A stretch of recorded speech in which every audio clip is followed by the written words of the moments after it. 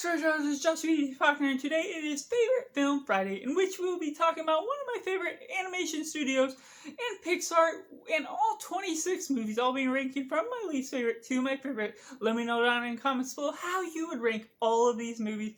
or at least give your top 10 or top 5, whatever you want to give, and let's have a nice, lovely discussion down in the comments below. But without further ado, number 26, we have A Bug's Life, which isn't a particularly appealing movie on its own means, with the characters just being bugs, and these characters having decent storylines that I can kind of attach to, but the humor does not quite cut it, and the animation style is sort of delayed in what it's doing for the story itself. That doesn't particularly attract me, and it rather bugs me. And coming in number 25 is A Monsters University, a prequel film that just didn't necessarily need to be made, and while it does have its little quirks and uniqueness here and there about how Mike and Sully met, overall the college life that they go through and the scare school just doesn't quite click all the way with me in all of its elements. That just doesn't always land here and now and then. So overall, just doesn't always work in the best manner in the way they sort of leverage Mike and Sully to meet each other. And coming in number 24, we have Lightyear, the most recent film that I just don't particularly love. While it does have its good elements, it feels really hollow in its story and its absence of characters, and most of the newer characters we're getting are pretty absent of great personality. They can be kind of annoying, and what they do with Zurg is unique and what I liked about that film, but overall it just doesn't hit all the right notes for me to particularly love it like the rest. And number 23, we have Cars 2. Now this is one I quite adore for its storyline, but unfortunately Mater is a character that I do love on a light side character note, but when he's a main film character and you're getting the jokes, potty jokes right out here and now and then, it overall just does not last very long until I get annoyed amongst all of this storyline that would otherwise be really fun with the spy mission that I really actually enjoyed from this. Just does not mesh well together. Puts that number 23. And 22, we have Cars 3, one that sort of is a repeat of the first one. Well, it does have its lighthearted notes that has some good elements here and there. Overall, it feels like a repeat of what we're getting from the first car, and while it is its own thing, it just doesn't have quite the right feel that I would hope for with this franchise. And coming in number 21, we have the original Cars, one that does have its own vibes, has its own nostalgia moments that I had growing up watching this film as one of the earlier Pixar films that I do enjoy to some extent, where they're getting different messages about this road to this town that's off the map and not charted, that ends up getting charted at the end. But overall, some things, the lessons, the way they have the different humor elements, doesn't deliver on the strong front of what the rest of the films that Pixar has to offer. Coming in number 20 is Toy Story. Now, while this is a rather good film, and that does line up with the rest of the Toy Story films in my personal taste,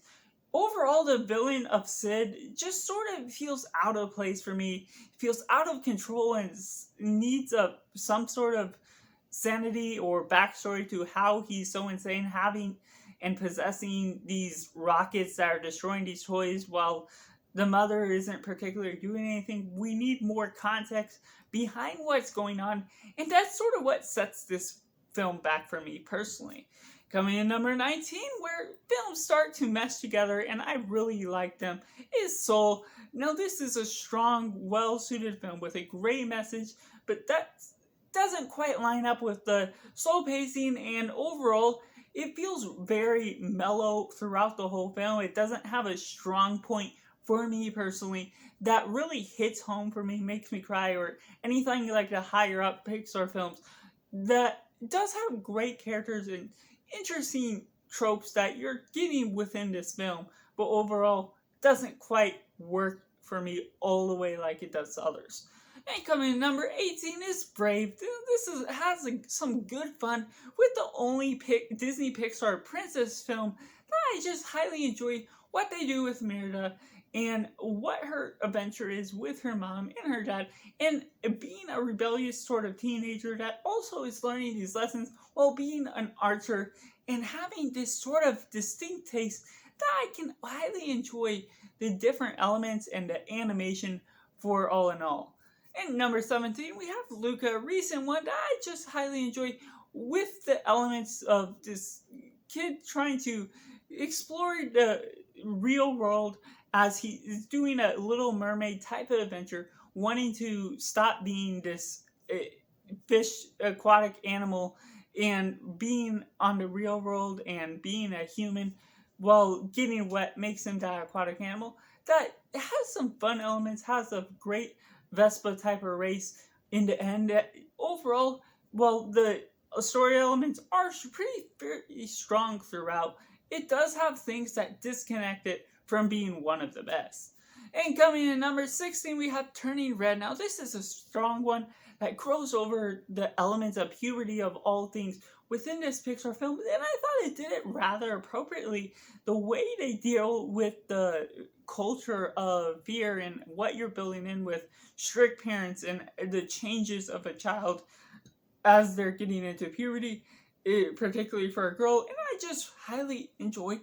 the ambition behind what this film does and the realism and symbolism between each element that's crafted well within. Now, I mean, number 15, we have Finding Dory, a strong Pixar film that's a decent sequel for its own means, following Dory and finding more about her parents that has some sweet, lighthearted elements that doesn't have as strong a message as the original, but still holds its own fun now and then throughout the film.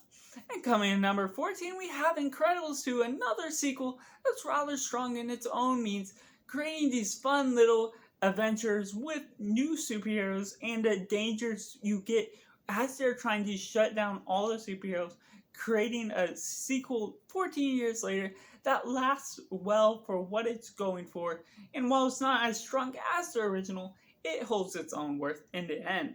And coming in number 13 is Finding Nemo, a strong, well-suited Pixar film with just the lessons of what it means to be a father and how well he is attaching himself to Nemo out of all the 400 children that otherwise he would have had, and the fear that the dad has with letting go of his son, and just the way they portray that fatherhood and what it takes to get his son back is just really incredible with the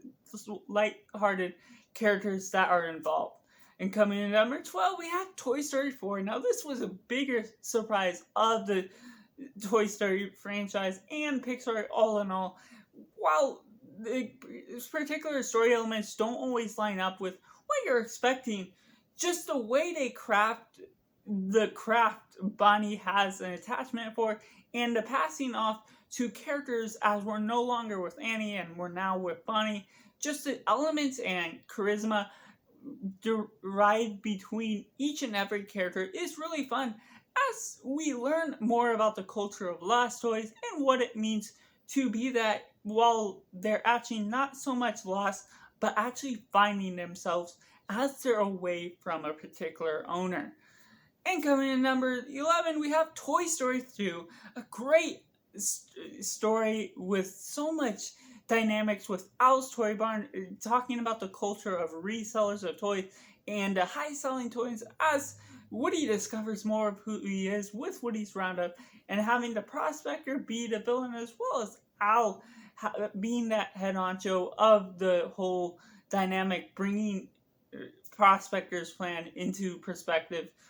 creates this great adventure that brings in new faces that ultimately become fun heroes within this film alone, as well as the sequels. Coming in number 10, we have WALL-E, a fun romantic sci-fi film that's untraditional by its own means, just having hardly any speaking parts within the main characters themselves, Wally and Eva, creating this sort of romance while also creating a dystopia futuristic type of effect with what it does and the ambition of creating this real world, what the humans could look like if they become overweight and fat and can't even move, and robots are essentially controlling all our lives.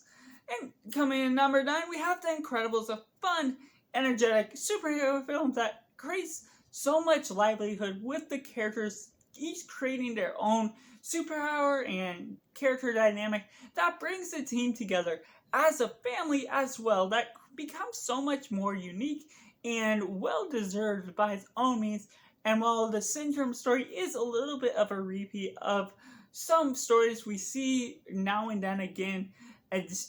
back then and today, overall, the whole dynamic of the film does work its wonders. And coming in number 8, we have Monsters, Inc. This is where Mike and Sully are really first introduced, and their dynamic really works against their will, and just creating this atmosphere within the factory and the scare and scream factors of this film. It creates a great dynamic and atmospheric look into a monster's life within this whole new world that's separate from the humans' world. And the way they go about it feels so energetic and unique for what it's going for. Just being one of the early Pixar films that still lives up so well today as a classic. Coming in number 7, we have Inside Out, a great psychology film that just does wonders with studying the human and the emotions we have, but it broadens it down to only 5 emotions, with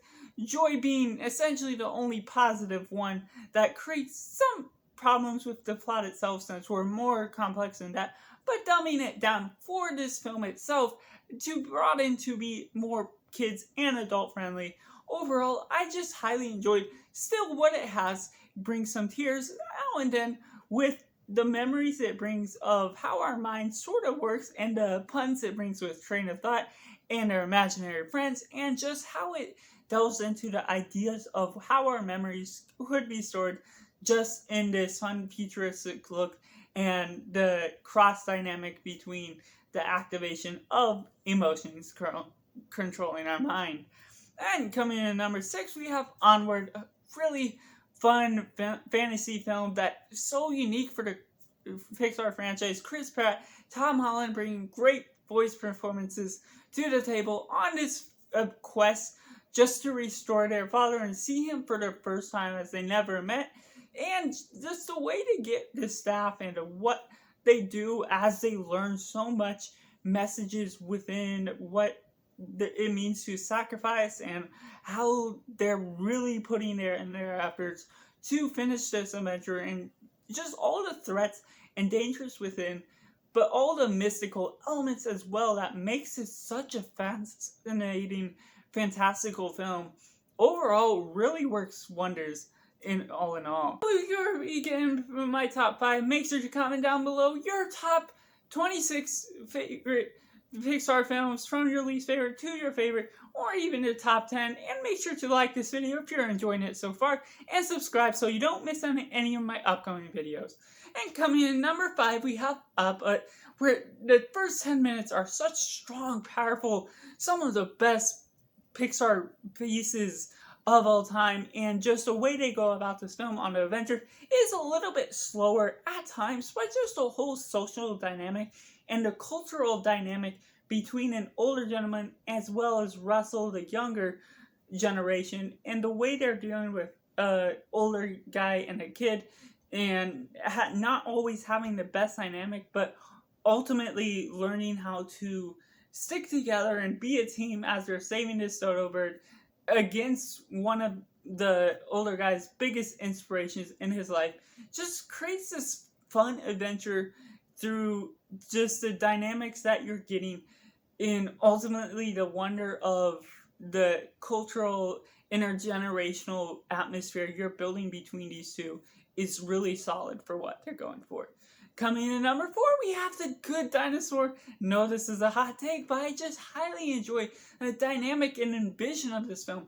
to kill off the dad dinosaur, and the way they're going about the film after that, and going with Pip and the dinosaur just creates such a good adventure type of film that really connects me all the way through. The adventures and animation is captivating, and while it's some of the simpler storytelling, the way they go about telling family within this prehistoric age of Pixar and the timeline that we're going into, overall, this one really clicks with me well on the animation and emotional level. And coming in at number 3, we have Ratatouille, a message where anyone can be a cook, or anyone can be anything they want to if they just believe and can imagine themselves to be an inspirational story where the rat is just creating this fun atmosphere, and just the characters all surrounding that, the dynamics that you get with all the chefs and what they're doing, and how the rat has to go about doing what he needs to do because he loves to do cooking, just creates this fun adventure all throughout that becomes so much more serious for adults as it is fun for kids.